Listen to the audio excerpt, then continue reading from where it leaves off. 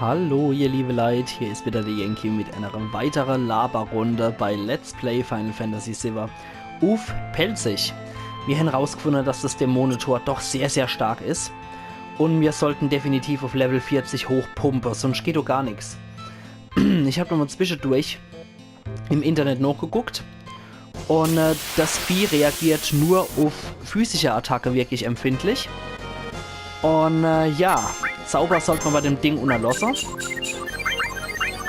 Und ja, Zauber sollte man sein lassen bei dem Ding. Reagiert nur auf physische Attacke. Und der Endemensch hat dann geschrieben, ja, er war auf Level 50 zu der Zeit. Er hat keine großen Probleme mit dem Vieh gehabt, wo ich mir noch gedacht habe, ups, also bei Level 50 bin ich nicht nur annähernd. Das kann ich knicken. So. Ich denke deswegen, ich sollte mal mindestens bis Level 40 leveln. Das ist wahrscheinlich das Geschickteste, was ich hier machen kann. So. Deswegen hier ist es halt wieder eine halbstündige Laberrunde. Und wir leveln und ich erzähle einfach mal wieder ein bisschen was. Ich hoffe, euch ist es jetzt echt nicht so schlimm, dass ich das Leveln hier wirklich auch zeige. Weil mir persönlich ist es schon wichtig, dass ihr das alles auch seht, was ich da mache. Es mag etwas ätzend sein für viele, dass man jetzt da wirklich gezwungen ist zuzusehen, wie hier gelevelt wird und so. Aber ich persönlich finde es etwa wichtig, dass ihr die ganzen Schritte sehen, die ich hier mache. Das kommt drauf an, wie ihr das dann seht. Würden ihr beim nächsten Mal sagen, hey Yankee, verschon uns mit dem Scheiß. Ich will nicht sehen, wie du die ganze Zeit hier nur rumhampelst und eigentlich nichts passiert. Sondern ich will nur die Ergebnisse sehen. Wenn das euer Meinung ist, dann ist das auch kein Thema, dann respektiere ich das selbstverständlich auch. Und dann machen wir das beim nächsten Mal so, wenn es so heftig ist, dass ich wirklich stark aufleveln muss, dass ich in Zukunft offscreen dann level. Das können wir auch einrichten, ist absolut kein Thema. Und dann mache ich das mal so zwischen der Aufnahme, wenn ich einfach mal so ein bisschen Zeit finde, dass ich dann einfach mal rumhampel und ein bisschen level. Aber ich persönlich finde es angenehmer, wenn man wirklich mal so eine kleine Laberrunde dazwischen hat. Ich habe jetzt auch gesehen, Barriere haben wir noch als Zauber. Das ist natürlich richtig cool. Das sollten wir vielleicht bei dem Dämonentor dann auch nutzen, wenn das Sit am Zug ist.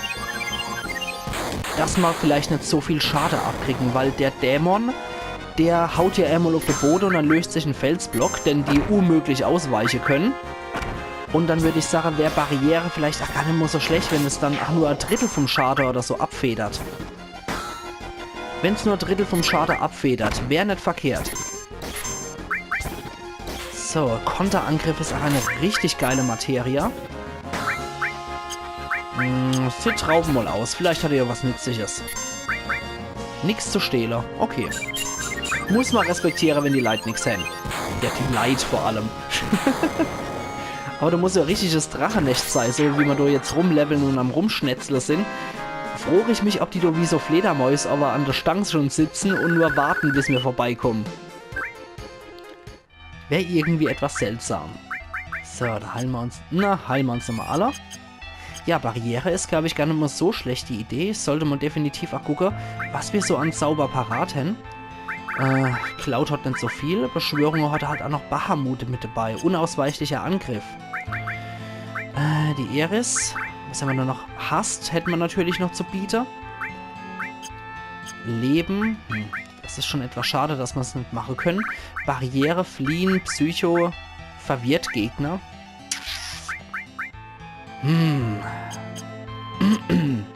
Ja, das ist schon etwas schwierig. Was hätten wir noch an Materia zur Verfügung? Nebenwirkung, Manipulation. Werfen oder so haben wir jetzt leider auch nicht. Werfen ist halt auch eine richtig geile Materie. Da kann man dann die Sache, die man im Inventar hat, auf den Gegner schmeißen. Und wenn man dann so eine Waffe wirft, dann macht das richtig fett Schade. Das ist natürlich auch sehr praktisch. So, die Materie wäre wirklich nicht schlecht. Ist so eine gelbe Hilfsmaterie. Falls ich die irgendwo finden sollte, würde ich die auf jeden Fall auch ausrüsten, weil die kann sehr nützlich sein, gerade gegen so dicke Bossgegner. Ich bin auch froh drum, dass ich damals anscheinend in weiser Voraussicht geplant habe, dass ich Sid mit der Materie Barriere und alle ausrüstet. Das ist echt nicht verkehrt. So kann man dann die normale Barriere gegen physische Angriffe machen. Und wenn das aufgelevelt ist, dann kann man dann auch die Zauberbarriere kommt, glaube ich, auf größerer Stufe. Ah, da hat man den Nebel geschlagen und dann trifft er wieder. Okay, sehr gut. Ja, mittlerweile läuft es ja auch wie am Schnürchen, wie ich finde. Und ich denke, wir könnten auch mal wirklich Schutz hat Level kriegt. Jawollo. Geil. Gucken wir uns da gerade mal an. Ja, jetzt kann ich die Zauberbarriere machen. Schutzschild gegen magische Angriffe und gegen physische Angriffe. Wo ist dann die Materie Schutz? Wo haben wir sie dann? Hier. Da kann ich noch Spiegel machen und Mauer. Das ist natürlich auch geil. Spiegel wirft Zauber auf den Gegner zurück. Raub und Überfall. Ja, wir könnten demnächst mit ein paar schöne Sachen rechnen. Wo ich dann die Dreier-Zauber freischalte. Das ist echt nicht verkehrt. Und da könnte man mit Regeneration arbeiten. Das ist auch nicht verkehrt. Wenn wir hier mit Regeneration arbeiten können, dann kriegen wir immer wieder pro Runde oder pro Zeitabstand, kriegen wir dann immer wieder ein bisschen was dazu. Das ist auch nicht verkehrt. Damit könnte man auch sehr gut arbeiten, finde ich. Ja, in der letzten Episode habe ich eher so allgemein gebabbelt und ich finde, in der Episode jetzt kann ich aber wohl ein bisschen mehr wieder über das Spiel an sich nochmal weiter und ein bisschen so philosophieren. Und ich finde, ihr habt es jetzt auch definitiv verdient, die Materia Bahamut in Aktion zu sehen. Die Beschwörungen, die man hier hat, habe ich ja schon mal erzählt. Das sind Kreaturen, beziehungsweise das sind Beschwörungen, die in jedem Final Fantasy Teil auftauchen. Und Bahamut wird meistens auch immer als Mega-Flamme bezeichnet, wenn der beschworen wird. Ja. Bahamut ist vor allem in Final Fantasy 9 nochmal sehr, sehr coole Beschwörung, die auch sehr wichtig ist und eine sehr coole Videosequenz auslöst. Es ist so schade, dass ich Final Fantasy 9 hier nicht auf der PlayStation 4 spielen kann. Weil das wäre auch so etwas, was ich unglaublich gern spielen würde. Uiuiuiui. Ja, der macht richtig fett Schade, Bahamut, aber geht auch richtig fett in die MP-Reihe. Nicht schlecht. Okay, Sid ist jetzt auch auf Level 37. Ja.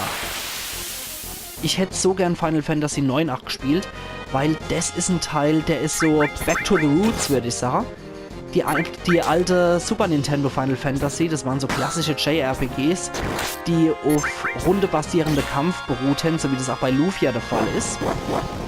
Und das war richtig toll. Und da gab es halt immer so feste Klasse, die man gehabt hat. Da gab es dann den Krieger, da gab es den Samurai, da gab es den Schwarzmagier, da gab es den Weißmagier, den Blaumagier, der auch diese Feintechnik dann gemacht hat. Der Schwarzmagier immer mit der Angriffszauber, der Weißmagier immer mit der Heilzauber, der Blaumagier war immer derjenige, der die Feintechnik angewandt hat. Da gab es noch einen Rotmagier, ich weiß aber gar nicht mehr. Ah doch, natürlich, der Rotmagier war der Beschwörer. Der Rotmagier hat immer nur die Beschwörungen wirken können. Und dann gab es halt auch den Dragoner, so wie es der Sid zum Beispiel ist. Also die mit der Speerwaffe kämpfen, das waren die Dragoner. Und ich würde sagen, hier machen wir doch definitiv wieder eine Beschwörung Bahamut. Wenn der so viel raushaut, definitiv geil. So. Und die Beschwörungen, die hießen immer noch Final Fantasy Teile unterschiedlich. Das sind entweder Bestia, so hießen sie beispielsweise in Final Fantasy 9. Und es gibt dann die Bezeichnung Esper dafür. So hießen sie zum Beispiel in Final Fantasy 6, wenn mich nicht alles täuscht. Und die werden immer so ein bisschen anders erklärt. Entweder ist es so wie hier bei Final Fantasy 7, das wird dann hinterfragt, das sind einfach Beschwörungen, die kann man einfach machen. Und haben kein großes Storyteil. Oder wie es in Final Fantasy 9 ist, sind diese Bestia tatsächlich mit einer Hintergrundgeschichte verknüpft. Und zwar gibt es so ein bestimmtes Volk. Und nur dieses Volk konnte die Bestia beschwören. Und die werden dann teilweise auch so als Schutzgötter verehrt und so weiter und so fort. Da gibt es dann auch die Bestia Alexander, die hat immer mit Heiligangriffe attackiert. Und ich glaube, die gibt es auch in Final Fantasy 7, die Bestia Alexandra. Alexander, jetzt ist er leid. Und ja, die Bestia Alexander, die löst in Final Fantasy 9 unglaublich geile Videosequenz aus, genauso wie die Bestia Bahamut. Ja, Final Fantasy IX fand ich persönlich absolut großartig, weil das so richtig schönes Back to the Roots war. Man hat noch die alte Klasse gehabt und konnte Fähigkeiten über Ausrüstungsgegenstände erlernen. Und wenn man die dann gelernt hat, die Sache, dann hat man die fest dabei gehabt. Das heißt jetzt zum Beispiel, man hatte Dieb gespielt, der Sidan, das ist der Hauptheld dort. Der ist die Klasse Dieb. Und wenn es dann zum Beispiel die Technik Stehlen gab, die man über den Lederhandschuh gelernt hat, da hat man durch sein 40 AP oder was drauf konzentriert. Man hat immer 8 pro Kampf bestimmte AP gekriegt. Und wenn man dann sein 40 AP für Diebstahl dann gehabt hat, dann hat man über den Lederhandschuh halt auch wirklich die Fähigkeit Stehlen oder Diebstahl gelernt. Und die war dann fest drin. Die hat man dann immer verwenden können für eine bestimmte Anzahl von Aktionspunkten.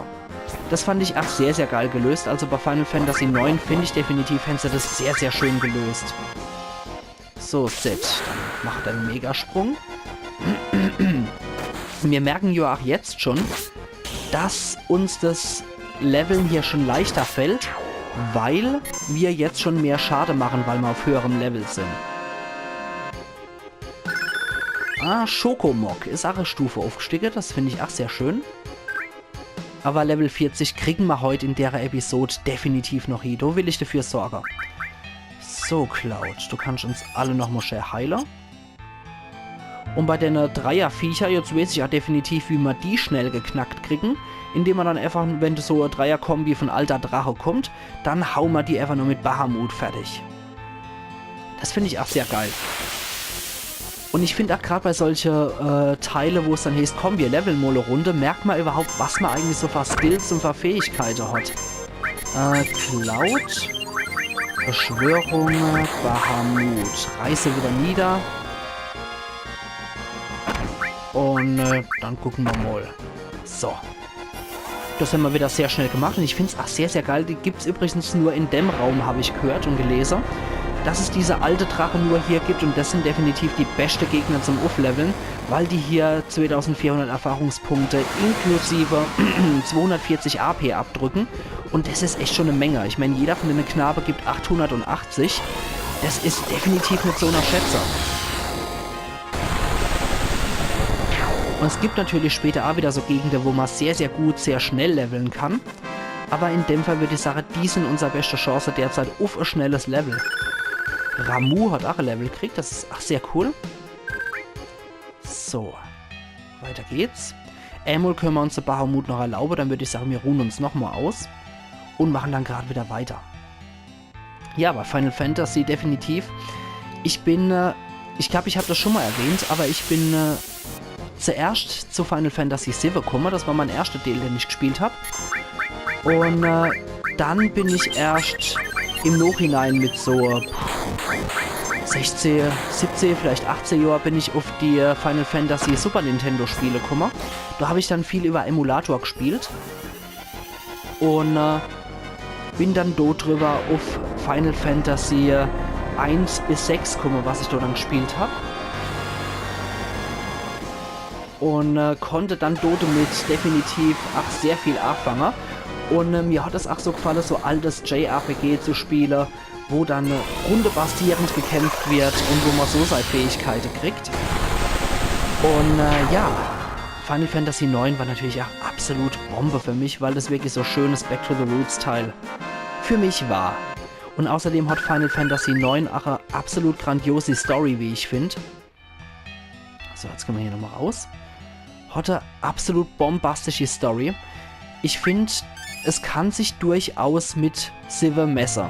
Sivir hat natürlich eine absolut geniale Story, wirklich. Wir sind erst, ich würde sagen, mittig mittlerweile dabei. Wir sind noch nicht nur irgendwo in der Hälfte oder so. So kurz vor der Hälfte dürften wir sein gerade.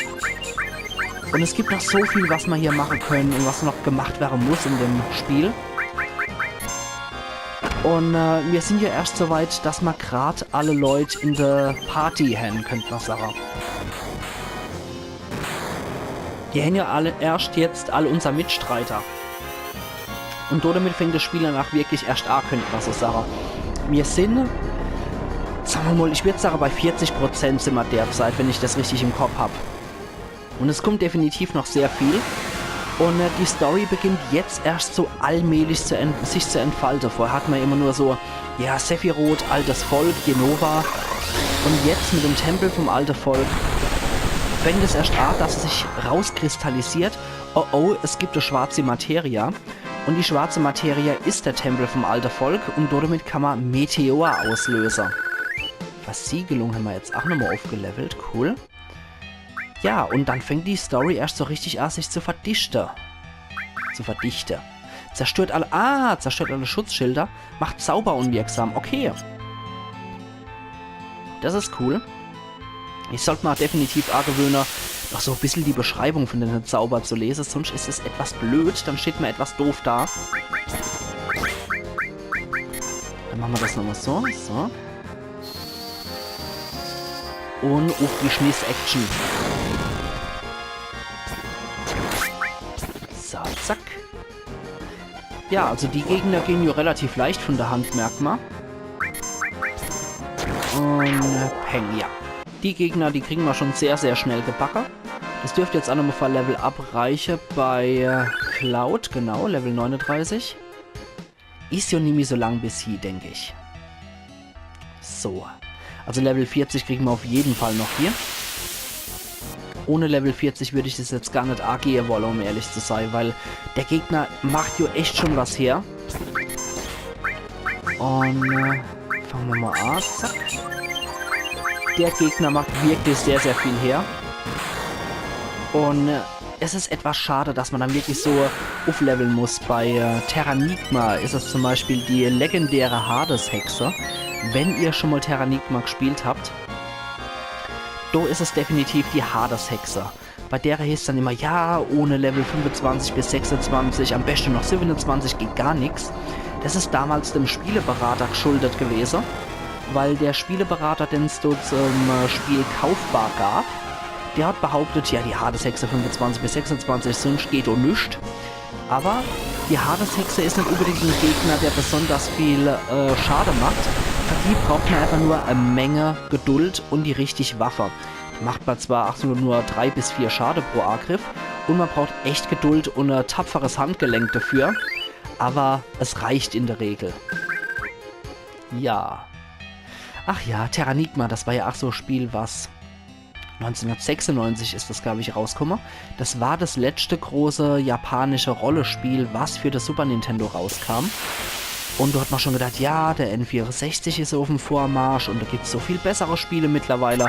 Aber denkst du, Terranigma gehört nach wie vor zu meiner absoluten Lieblingsspiele. Und an der Stelle würde ich euch alle, wenn ihr so alte Spiele liebt, würde ich euch definitiv empfehlen, guckt Terranigma, Let's Play Terranigma bei Tinue. T-I-N-N-U-E. Guckt einfach mal in YouTube noch Let's Play Terranigma, also Terra wie lateinisch die Erde und Nigma wie Enigma, das Rätsel auf Latein ohne das E vorne dran. Und das guckt ihr bei Tinue. Hab sie buchstabiert. Die macht das absolut großartig. Ich habe bisher noch kein besseres Classic-Let's Play gesehen als bei ihr, wirklich. Du kann auch der Gronk Retro meiner Meinung nach nicht mithalten. Ich finde definitiv die alte Rollenspiel-Klassiker bei Tinue absolut großartig. Die Frau hat so eine wundervolle Stimme. Die Frau hat so ein schönes Gefühl dafür, das zu spielen. Sie kommentiert das so absolut großartig. Und sie verstellt auch die Stimme, sie macht das sehr ansprechend. Sie hat so viel Hintergrundwissen zu dem ganzen Spiel. Das macht einfach nur tierisch Laune. Und es kommt nicht häufig vor, dass ich das sage. Aber das ist so eine Let's Playerin, der könnte ich tatsächlich sogar bei 1,5 Stunden Videos locker zugucken, ohne Problem. Das fällt mir so schwer. Normalerweise mag ich das am liebsten, wenn es so 20 bis 30 Minuten so irgendwie noch geht. Am liebsten so 15 bis 20 Minuten. Ich weiß nicht, ob das so angenehm ist, mir dazu zu hören. Das könnt ihr mir auch gerne sagen, ob das angenehm ist, mir zuzuhören. Aber ja, es würde mich interessieren, wie ihr da dazu stehen und was ihr da denkt. Ob das bei mir angenehm ist zuzuhören oder ob ihr bei mir nicht, wenn ihr nicht mehr als 20 Minuten Videos aushalten. Aber Tinue ist definitiv so ein Mensch, bei der halte ich es auch locker 3/4 Stunde aus und könnt echt nur noch mehr schreien. Also bei ihr hat mir das auf jeden Fall am allermeisten Spaß gemacht. Und ich kann es nur jedem wärmstens weiterempfehlen, der so alte Spiele mag. Ich werde auch definitiv ihren Kanal hier nochmal verlinken, damit ihr das nochmal sehen könnt. Ich werde ihren Kanal sowie das erste Let's Play mit Playlist von Terranigma hier in der Beschreibung posten. Also, wenn ihr das unbedingt gucken wollt. Und ich kann es euch wirklich nur wärmstens weiterempfehlen. Und das nicht nur, weil sie auch aus Rheinland-Pfalz kommt und hin und wieder einmal pelzig rett. Kann ich euch nicht nur deswegen wärmstens empfehlen, sondern wirklich, weil es tierisch drauf hat. Und ich finde, die sollte definitiv bekannter werden. Aber genug der Schleichwerbung für Small-YouTube-Kollegen. Wobei ich definitiv finde, dass das auch sein muss, dass man die Small-YouTube-Kollegen definitiv supporten sollte. Gerade wenn sie es so immens drauf haben. Sodele. Weiter geht's. Ich hoffe, wir kommen wieder zu einer großen A-Sammlung von alte Drache, damit wir da wieder richtig Level machen können. Aber es dürfte bald soweit sein. Ja, Cloud ist auf Level 39.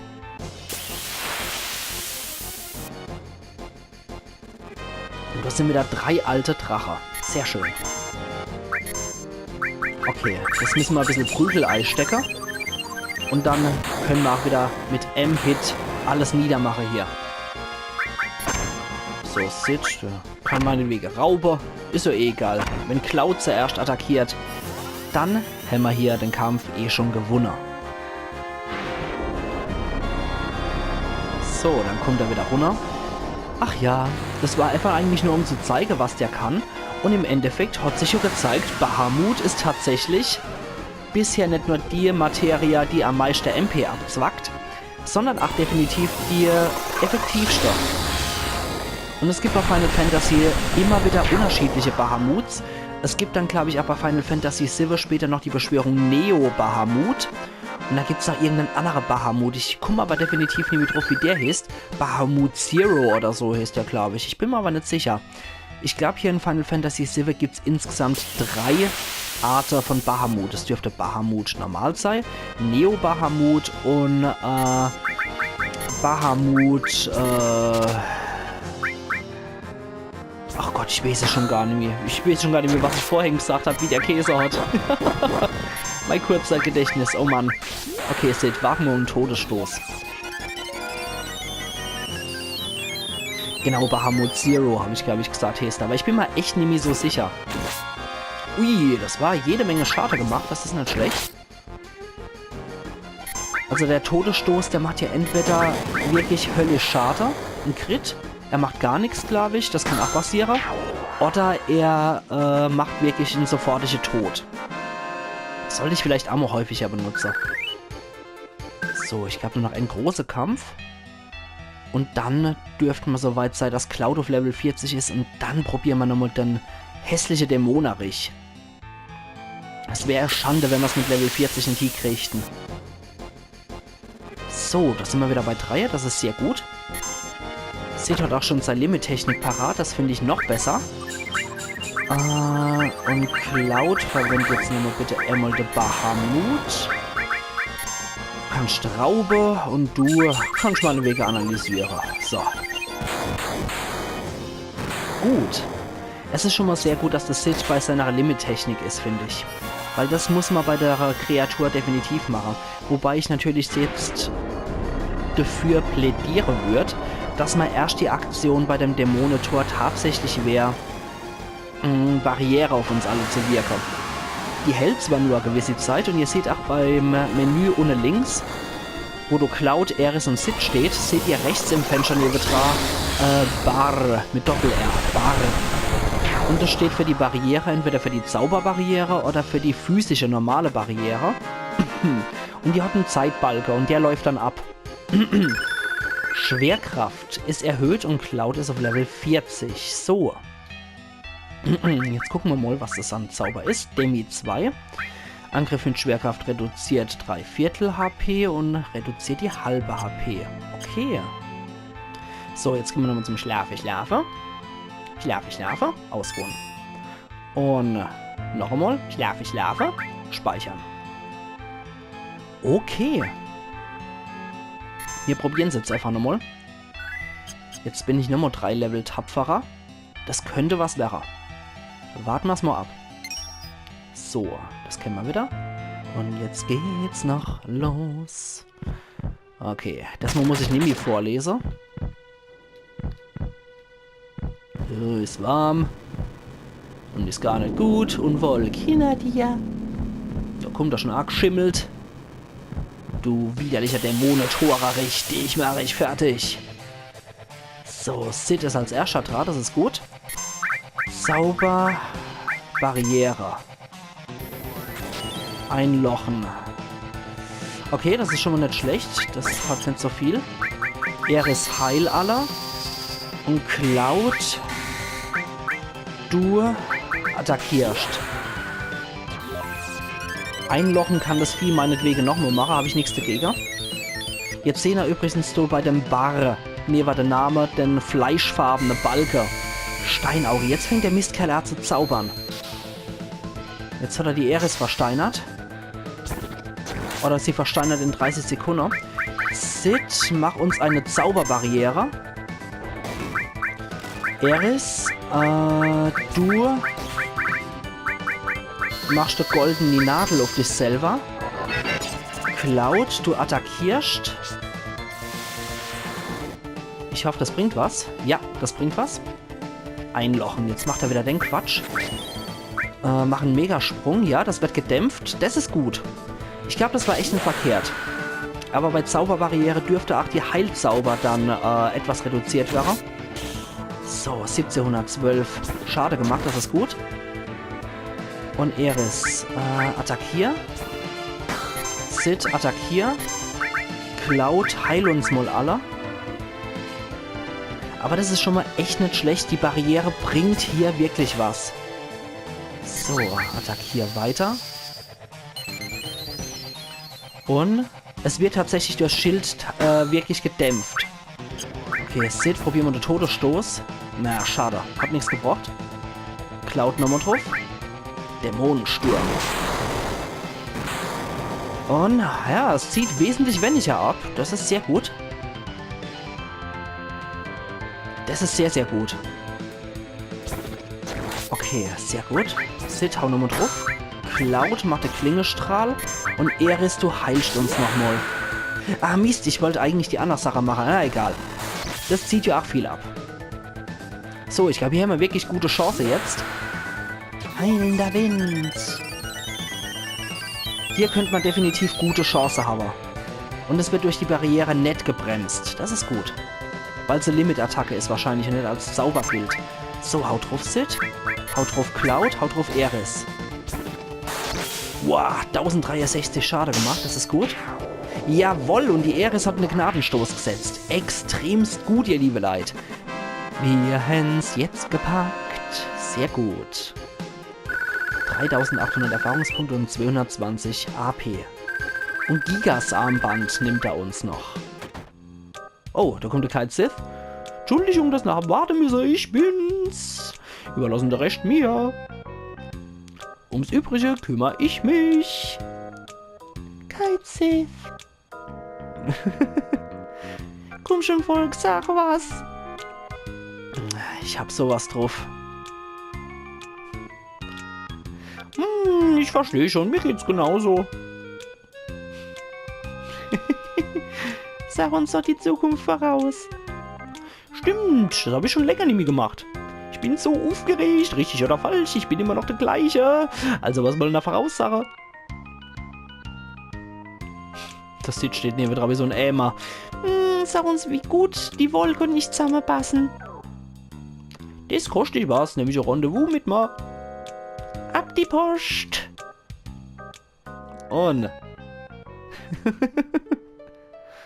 Was macht er denn jetzt? Das ist nicht gut, ich kann's nicht sagen. Armi tiefer.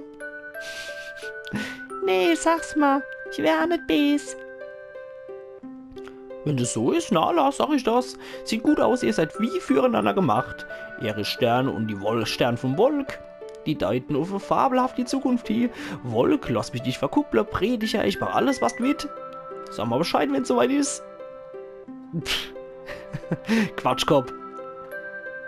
Jetzt klappt er wieder zusammen. Dankeschön, dass man vertrauscht, obwohl ich ein Spitzel war. Das ist jetzt der endgültige Abschied. Oh. sei Starkheit, Sith. Sie hat gesagt, sei stark. Ich bin so glücklich. Ach Gott. Au. Oh. Das Ketzeln mit der Krone, wie es wieder aufrappelt. Ach Gott. Das ist ja echt so goldig gemacht. Was ist denn passiert? Ach Gott. Ich kann mich noch bewegen. Ja, dann geh vorwärts und hol da den Tempel. Dann kriegen wir die Schwarzmateria. So, jetzt nimm dann. Das muss es sein. Da hat's alte Volk wirklich ganze Arbeit geleistet.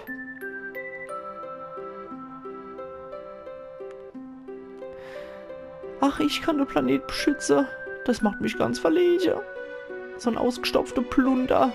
Die Zauber weiß, aber mich nur einmal. Vergessen mich nicht, ach, wenn ihr mal einen anderen Kite Sith begegnen sollten. Aller dann. Tschüss. Ich mache mich jetzt dran, den Planet zu retten. Es gibt viele Arten von Helden. So, was passiert jetzt? Die Altstufe-Pyramid schrumpelt jetzt zusammen, oder was geht ab? Ja. Die wird komprimiert und ach, geil dargestellt.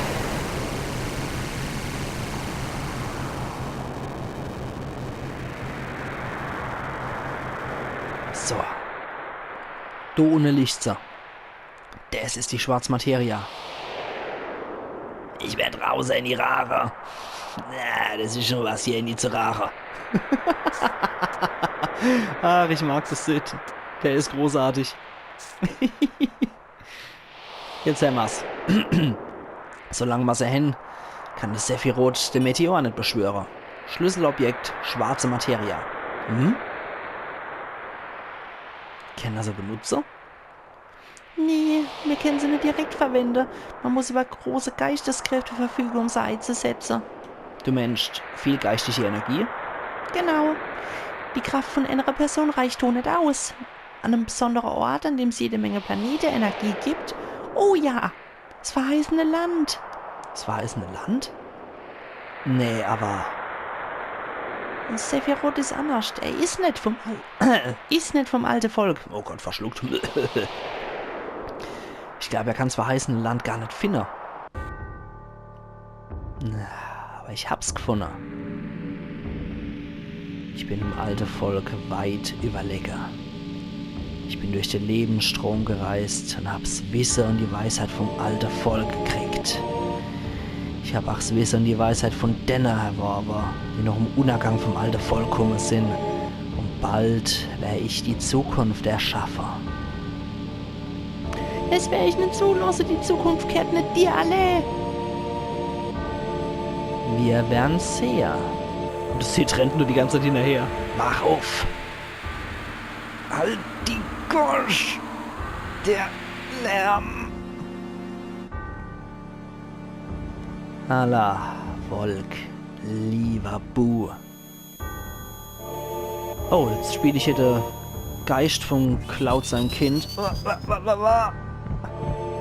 Oh oh, er geht persönlich zu ihm hier. Und ich kann gar nichts machen, ich kann nur als Geist vom Bu-Geber schwarze Materia gegeben. Jetzt hat er es ihm freiwillig gegeben. Gut gemacht. Und fort ist er.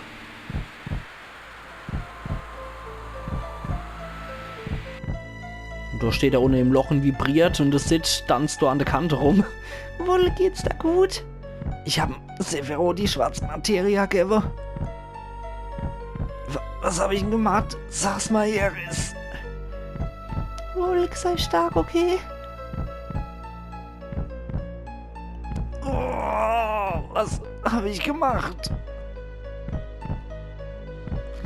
Wolk, du hast gar nichts gemacht. Es war nicht dein Fehler. Ich bin... Oh Gott, was schafft er dann da? Nee! Bäh! Ha, sieht aus, als käme ich Wukelächer. Ich bin kein Sith Nummer 2, freut mich, euch kennenzulernen. Ach so, du aber. Volk, was im Kuckuckschen gemacht? Wobei, stimmt. Alles ist weiß. Was habe ich geschafft? Ich kann mich an nichts erinnern. Mein Gedächtnis, seit wann weck mich nicht auf, wenn das ein Traum ist?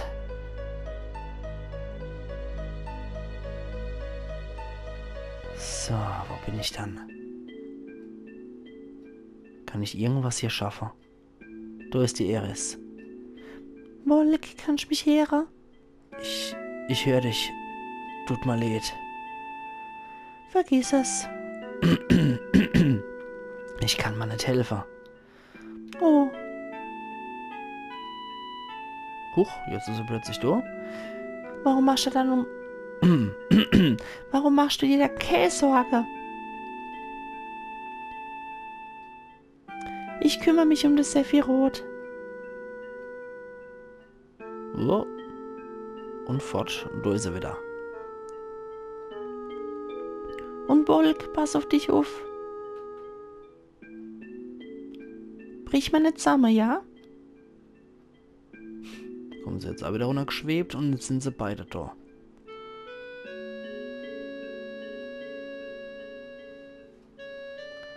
Was ist denn das hier? Der Wald führt zur Stadt vom alten Volk und wird schlafender Wald genannt. Ist nur froh von der Zeit, wann der Sephiroth Meteor benutzt. Deswegen wäre ich ein Beschützer, nur Nachkomme von der Cetra, so wie ich kann das machen. Die Antwort liegt ja irgendwo. Es muss hier irgendwo sein, ich spüre es. Fühlt sich an, als würde mich etwas führen. Dann gehe ich jetzt, ich komme wieder, wenn alles rum ist. Eris? Na, seit wann so eitel, Einzelgänger? Na gut, die Eris will jetzt wohl Alleingang machen. Und der Cloud, der rennt hier in Zeitlupe und kann aber nicht hinterher und bleibt auf dem Fleck. Sie will sich einmischen. Stur, oder? Jetzt kommt die auch runtergeschwebt zu der Pille-Palle-Mucke, wo alles klar ist. Wir müssen das Mädel schnell aufhalten.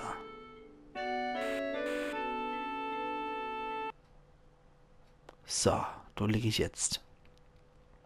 Ich glaube, das kennen wir noch.